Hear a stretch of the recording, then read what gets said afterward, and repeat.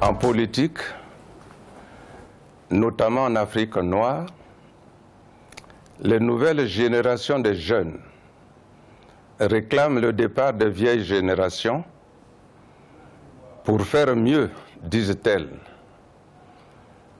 Ce n'est qu'un prétexte, car voyez-vous, dans la pratique, beaucoup demandent cela pour faire aussi mal, sinon pire, que ceux à qui il ou elle demande de partir. En effet, ils ou elles cachent leur devise réelle, qui est celle-ci: ambition, pouvoir, argent, sexe. En abrégé, APAS. Je suis un chef coutumier. Le propre des chefs coutumiers, c'est de réfléchir. De réfléchir pour bâtir autour de soi une société d'harmonie. Bon. Je suis aussi catholique, pratiquant, parce que mon père était catéchiste.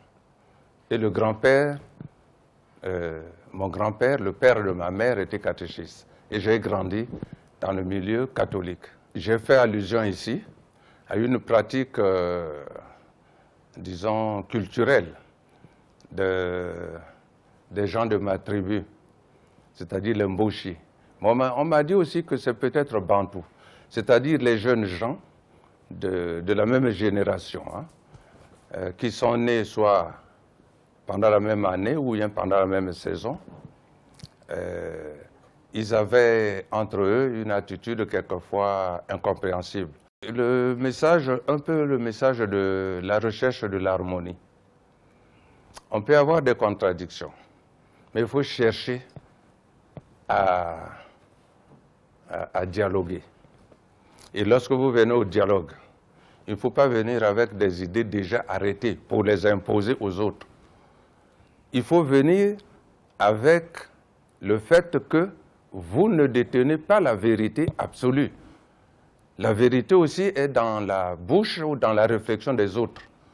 Donc, lorsque vous ne vous entendez pas, il faut vous asseoir, avoir la patience et l'humilité d'écouter les avis des autres, et puis aussi savoir se remettre en cause en disant « Ah oui, ce que j'ai entendu a certainement plus de pertinence que ce à quoi je pensais moi ».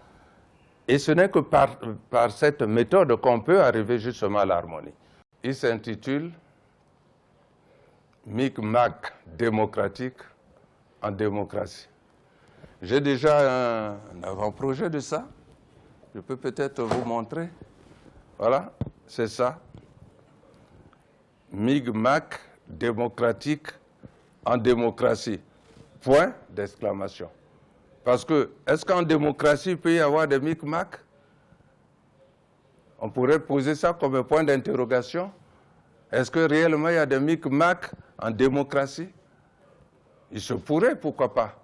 Sinon, il n'y aurait pas tous les problèmes qu'on connaît, notamment en Afrique sud-saharienne, par ici, comme dans la pièce de théâtre de Molière.